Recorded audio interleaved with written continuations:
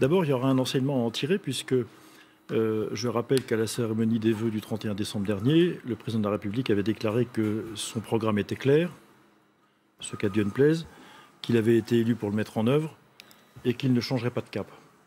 Donc le premier enseignement qu'on va pouvoir tirer ce soir, c'est le point de savoir si laquelle des deux paroles il a tenu. Est-ce que c'est celle de la campagne présidentielle et de ses vœux ou est-ce que c'est la parole qui tient ce soir? Ce sera quand même déjà un enseignement en soi. Deuxièmement, je partage assez ce qui vient d'être évoqué sur cette dérive de la Ve République. C'est là que je ne vous rejoins pas. Je pense qu'on est en dehors de l'esprit des institutions. Où est passé le Premier ministre en ce moment?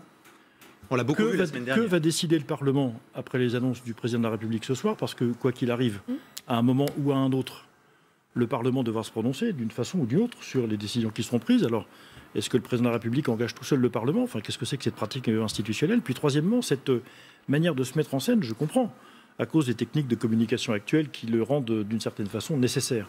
Enfin, tout de même, à un moment où, précisément, c'est le principe même de l'autorité politique qui est contesté par les Gilets jaunes depuis maintenant quelques mois, ce qui est beaucoup plus grave qu'une contestation d'un certain nombre d'orientations politiques. Le principe même de l'autorité politique est contesté, et à ce moment-là, le président de la République ne trouve rien d'autre à faire que de se retrancher d'une certaine manière derrière la puissance de sa fonction, en oubliant que précisément nous sommes dans un temps de décision partagée qu'on aurait préféré, en tout cas moi. Il faut bien trancher à un moment. Est-ce que ce n'est pas la fonction d'un chef de l'État que de trancher? Eh bien, pas forcément. Pas forcément. Non, non. Moi, j'attends du président de la République ce soir qu'il redonne, parce que c'est ça sa fonction, qu'il redonne un cap de long terme, de la visibilité pour tout le monde, qu'il restaure la confiance. On dit on a laissé s'installer la conflictualité.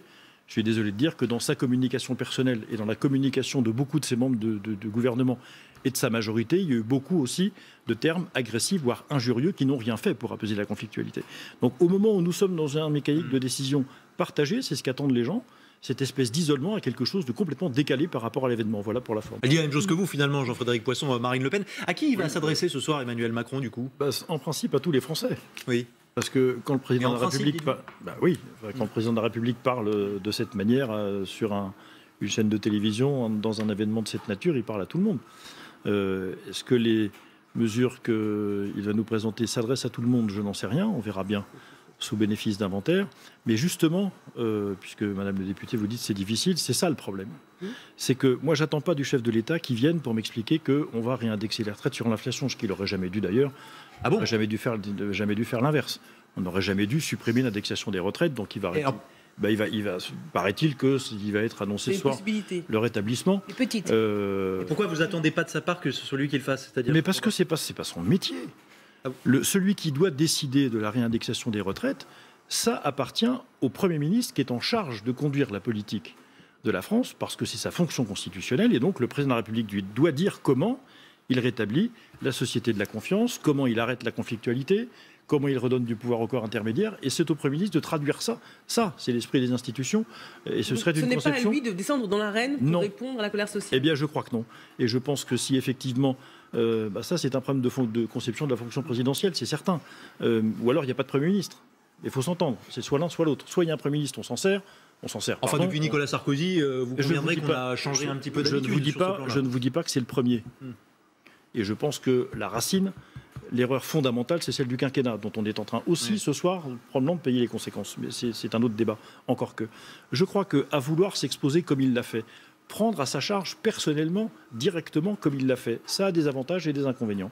Il n'est pas impossible qu'il continue d'en payer ce soir les inconvénients. Valérie, je suppose, mais là, nous faisons tous des suppositions. On se souvient que dans la restauration, on l'a pas forcément beaucoup vu. C'est ce que j'allais vous dire. J'ai vécu cet épisode de la restauration depuis les bancs du Parlement et du groupe majoritaire du Parlement, dont j'ai des souvenirs assez mauvais d'ailleurs sur ce sujet. Si on baisse la TVA et si on veut avoir des résultats, il faut passer par une logique d'encadrement des prix. Il faut le savoir. Donc, est-ce que le projet de société que nous voulons, c'est une société dans laquelle les prix sont encadrés ou non? C'est un choix politique. On a le droit de le poser. Il faut en connaître les principes et les conséquences. Premier élément. Deuxième élément, je le redis, je ne suis pas sûr, moi je n'attends pas en tout cas du président de la République qu'il m'explique comment, d'une certaine manière, il va redistribuer une richesse qu'il n'a pas. Parce que je ne sais pas comment on finance la baisse de la TVA par ailleurs, sinon par la dette, parce que c'est ce qu'on a fait il y a quelques mois avec la SNCF, 37 milliards, c'est ce qu'on a refait avec les 11 milliards du début de l'année, donc on est déjà à 48, plus la taxe d'habitation, ça fait 27, ça fait 75. On est à 75 milliards d'endettement supplémentaire sur le monde. Je ne sais pas comment on va payer. Donc, autrement dit, si je comprends bien, cette mesure-là consisterait à dire aux Français, vous allez payer moins d'impôts maintenant, mais ce que vous ne payez pas maintenant, puisque c'est de la dette, en fait, vous le paierez plus tard. Est-ce que c'est le projet politique et le projet de société qu'on veut? Je ne suis pas du tout certain. Jean-Frédéric Poisson. Non, je crois, sur le mieux-disant social, je partage ce qui est dit. Je crois qu'il y a, au fond du fond, il y a une revendication évidemment financière sur le pouvoir d'achat, sur le fait de pouvoir vivre dignement de son activité, de son travail, ou de profiter de sa retraite en justice, parce que c'est une revendication là aussi qui est légitime. Deux remarques. La première, ça n'est pas que ça, ce mouvement. Et je me suis plusieurs fois posé la question de savoir, au fond, comment est-ce qu'un mouvement peut passer de cette façon et aussi rapidement d'une revendication sur le pouvoir d'achat à partir du litre de gasoil et aboutir à une demande de référendum d'initiative citoyenne. Il y a là un glissement politique qui, quand même, qu'il faudrait interroger, parce que le pouvoir d'achat, c'est un élément, ça n'est pas tout. C'est sans doute d'ailleurs davantage un signal que le problème de fond, il faut évidemment traiter les signaux. Deuxièmement, oui au mieux-disant social, tout ce qu'on veut, mais je redis, attention, on va parler du financement. Oui. Si ça n'est pas financé, c'est de la cosmétique. Et troisièmement, je pense que là, nous serons peut-être sur ce plateau en désaccord, mais nous allons nous rejoindre, Madame le député. S'il faut demander l'autorisation à l'Union européenne pour baisser la TVA à 0, alors vraiment, changeons cette Union européenne, mais vite. Ce sont les règles actuelles, en tout cas. Là, on a une preuve, qu'on soit d'accord ou non avec le fait de baisser la TVA, on a une preuve manifeste du fait que ce système étouffe les pays, étouffe les peuples. L'Europe a donné des dérogations par le passé et eh bien, il ne s'opposerait pas forcément. Et quelle en donne une? Eh bien, faisons comme si on veut le faire, faisons-le. La question que vous posiez tout à l'heure, c'est la vraie question politique, et c'est à ça que devrait répondre Emmanuel Macron ce soir.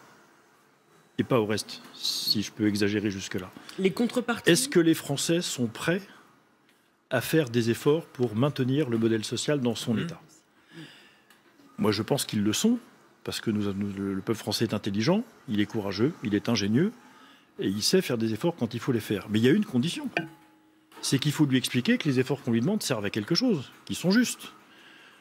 Est-ce qu'on refuse de retravailler 35 à 39 heures? Certainement pas, comme un certain nombre de personnes le demandent, sans augmentation de salaire. Il ne faut pas prendre des gens pour des andouilles. Il y a un moment où il faut quand même arrêter de... Bon. Donc, à partir du moment où on expliquerait au peuple français, voilà, notre modèle social, c'est celui-là, vous y êtes attachés, et nous avons raison d'y être attachés. Les efforts qui nous sont demandés à tous, ce sont ceux-là. Et voilà le bénéfice que vous allez en tirer. Et voilà comment nous allons mettre fin au sentiment de spoliation que ressentent un certain nombre de personnes. Car si vous demandez des efforts aux Français et qu'ils continuent d'avoir l'impression que les efforts qu'ils font alimentent des gens qui profitent des choses des gens, des efforts des autres, plutôt qu'ils n'y participent, alors ça ne fonctionnera pas. Est-ce que vous êtes sûr que les Français sont prêts à l'entendre? Oui. Quand on a entendu tout ce qui a été dit lors des manifestations, peu de gens ont proposé de travailler plus longtemps pour financer des mesures. Évidemment qu'ils vont pas le faire. Enfin, personne ne va dire, moi je voudrais travailler plus aux mêmes conditions. Enfin, ça n'existe pas, ça. Pour maintenir son système social, peut-être. Mais oui, mais enfin, ne demandez pas aux gens l'impossible. Pour formuler des propositions de manière cohérente, structurée, revendiquée, il faut du temps, il faut des loisirs, il faut des moyens. Et beaucoup des gens qui étaient dans la rue n'ont pas ce temps, n'ont pas ce loisir, n'ont pas ces moyens. Donc ne leur demandez pas d'avoir un discours qui soit structuré comme nous avons nous le temps de le faire, par exemple, ou d'autres dont c'est le métier. Puis les efforts qu'ils ont faits et qui sont sans résultat, il y a peut-être un ras-le-bol aussi. C'est pour ça. Je pense qu'il faut des preuves du fait que les efforts qui leur sont demandés vont dans le sens de la justice pour tout le monde. Et ça, si le président n'y répond pas, il a beau faire l'aumône, entre guillemets, en accordant quelques subsides ça et là, ça ne résoudra pas le problème de fond.